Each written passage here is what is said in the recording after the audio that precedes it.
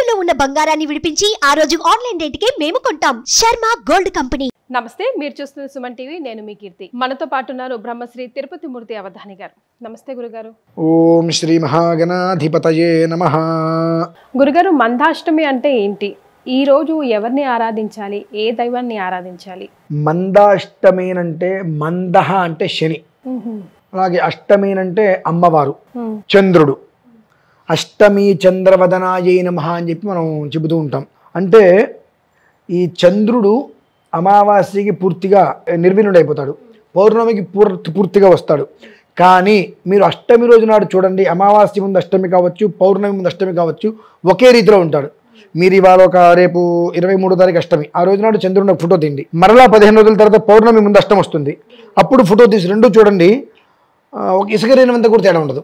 దానికినే అష్టమి చంద్రవదనాయే నమః అనేటువంటిది పేరు. మనం ఈ యొక్క శుక్లపక్షము కృష్ణపక్షం ఉంటాం కదండి, దాన్ని అష్టమి నుంచి అష్టమి వరకు మనం తీసుకోవాలి. మామూలుగా మనం అమావాస్య నుంచి పౌర్ణమి వరకు, పౌర్ణమి నుంచి అమావాస్య వరకు తీసుకుంటున్నాం అలవాటుగా.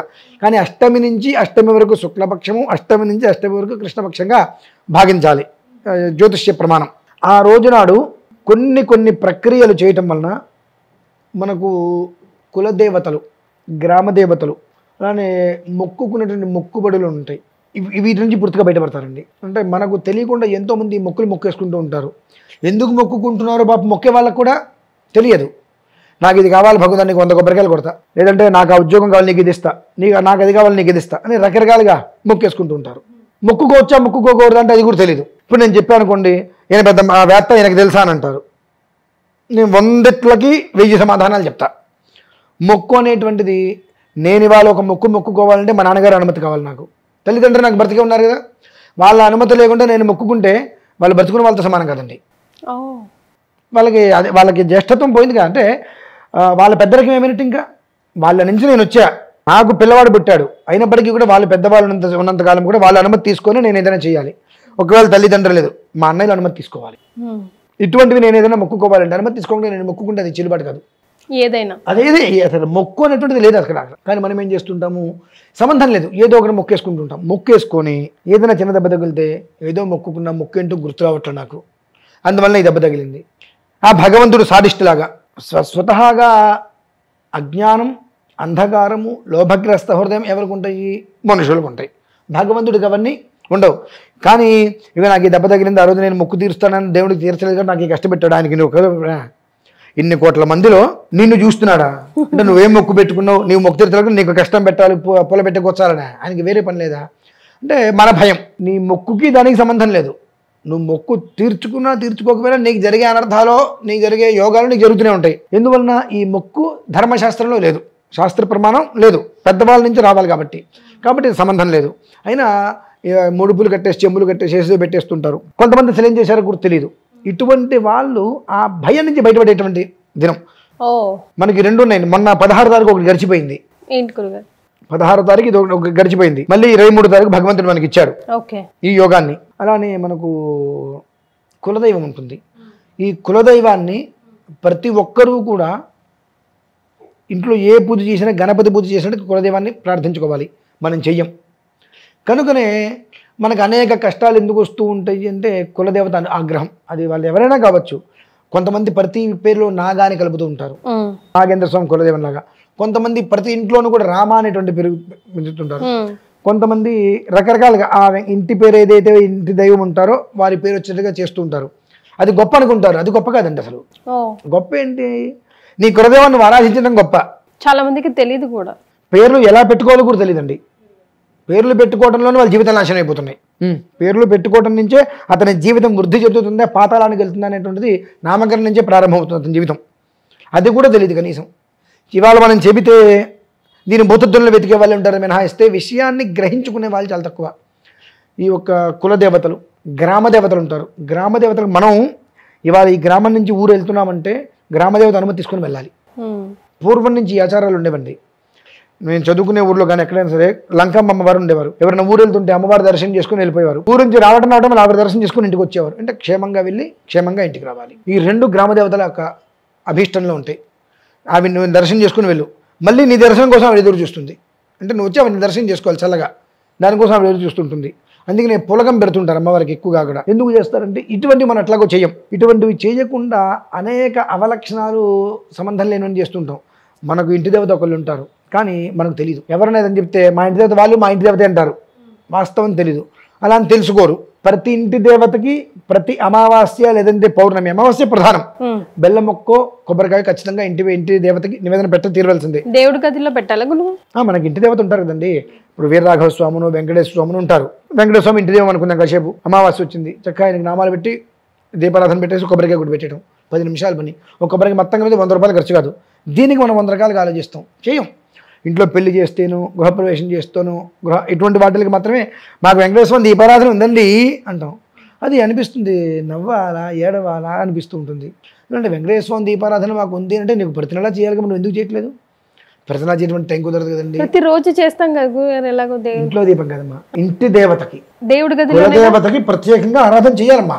మనం ప్రతిరోజు భోజనం చేస్తున్నాం, పెళ్లి రోజు వస్తే విశేషంగా చేస్తున్నాంగా, చేయట్లేదా?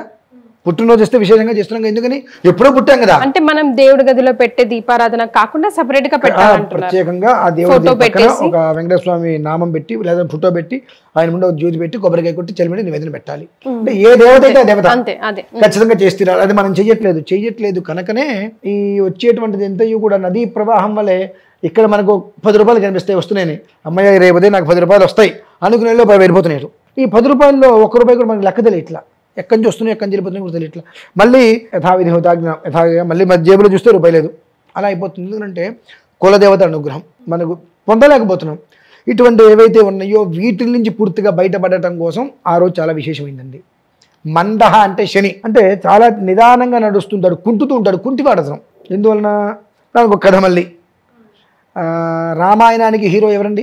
రాముడు. శని హీరో.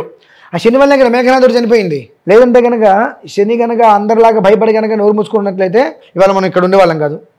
ఆ శని చేసినటువంటి చిన్న పనికి మేఘనాథుడు అర్ధాయుష్మంతుడిగా జన్మించాడు. ఆ కోపానికి రావణాసురుడు శని కాలు ఎరగొట్టాడు. కాబట్టి ఆయన అక్కడి నుంచి మందగమనం చిన్నగా నడుస్తుంది కాబట్టి మందుడు అయ్యాడు. అందుకని మందవారము అని అంటాం జరిగింది. అందుకని ఆ రోజు మనకు మందాష్టమి అని అన్నాం. ఆ రోజు నాడు చేసేటువంటి ప్రక్రియ ఏదైతే కనుక ఆ కులదేవతకి ఇంటి దేవతకి ఎవరైతే చేసుకోగలుగుతారో కాస్త హోమం, అంటే ఈ ముడుపులను ఉంటాయి, ఆ ముడుపులన్నీ కూడా ఏదైనా గుళ్ళో లేదంటే ఎవరైనా ఎక్కడ హోమం చేస్తుంటే అక్కడికి వెళ్ళి ఈ ద్రవ్యాలు ముడుపులన్నీ కూడా వారి స్వహస్తాలతో అందులో వేసేసుకొని భస్మం చేసేసుకోగలిగితే అక్కడతోటి తెలుసో తెలియకో మనం చేసినటువంటి ఎన్నో రకాల మొక్కుబడులు కానివన్నీ కూడా నిర్వీర్యమైపోతాయమ్మా. అక్కడికి ఆ ప్రాయశ్చిత్తం అయిపోతుంది. ఇక కొత్తగా ఎవరు కూడా పెద్దల అనుమతి లేకుండా మొక్కుకోవటాలు అటు చేయకుండా ఉండడం చాలా శ్రేయోదాయకం. పెద్దల అనుమతి లేకుండా మొక్కేటువంటి మొక్కు అసలు మొక్కు కాదు, దానికి భగవంతుడు అసలు కూడా చూడ్డు. చాలామంది నేను మంగళవారం ఉంటానంటే నేను గురువారం ఉంటానండి అని అనుకుంటూ ఉంటారు. గురువారం నువ్వు ఉండాలి అంటే నువ్వు నీ భర్తను అడగడం కాదు, ఎప్పుడైనా నీ భర్త నువ్వు ఉండు అని చెప్పాలి. అసలు నువ్వెందుకు ఉండాలి? నీ భర్త క్షేమం కోసం అతను ఉండాలి.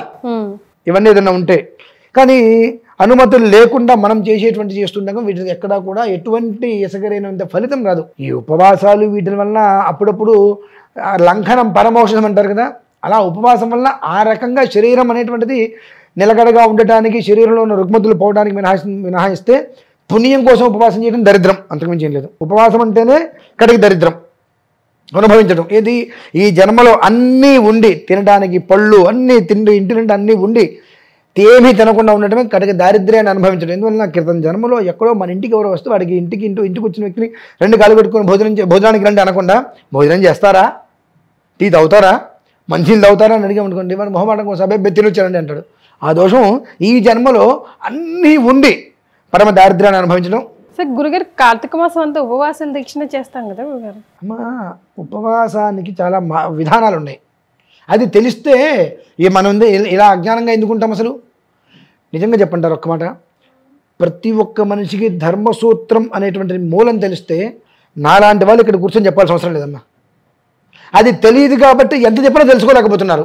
అందుకని నాలాంటి వాళ్ళు పెరుగుతూ ఉన్నారు. ఇక్కడ చెప్పేవాళ్ళు ఎంతమంది చెబుతున్నారో అంతమంది చెయ్యని వాళ్ళు ఇంకా ఉన్నారు. అంతే. ఆ విషయం చిన్న లాజిక్ అది తెలుసుకోగలిగితే ఉపవాసం అంటే ఏంటి అనేటువంటి విషయం తెలుసుకోగలిగితే అందరూ ప్రశాంతంగా ఉంటారు. ఈ యొక్క మందాష్టమి రోజు నాడు ఈ ఒక్క విధానాన్ని అనుసరించి ఇంట్లో హోమం చేయించుకోవడం కానీ ఎక్కడన్నా హోమం జరుగుతుంది అనుకుంటే అక్కడ వెళ్ళి ఈ వీళ్ళు ఏదైతే కనుక ముడుపులు కట్టినవన్నీ మొక్కుబులు ఉంటాయో అవి తీసుకెళ్ళి అగ్నిహోత్రం వేసి భస్మం చేసుకొని బొట్టు పెట్టుకొని వచ్చేస్తే అక్కడతోటి మొత్తం అన్నీ కూడా తీరిపోతాయి.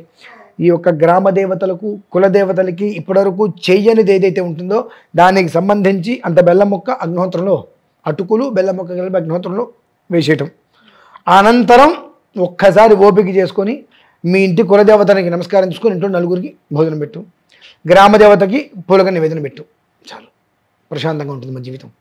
మళ్ళీ వీళ్ళకి తలకాయ నొప్పులు దోషాలు, నాకు బయటికి వెళ్ళాను ఎదురు దెబ్బ తగిలింది, ఎందుకు తగిలింది, ఆ దేవుడికి ఏదో నేను మొక్కుకి ఇటువంటి ఆలోచనలు రాకుండా ఉంటాయి ఖచ్చితంగా. సో తెలిసి తెలియక చేసి మర్చిపోయి ఉన్న ఎలాంటి దోషాలైనా కూడా వెళ్ళిపోతాయి ఈ రోజు. ఖచ్చితంగా. ధన్యవాదాలు గురుగారు.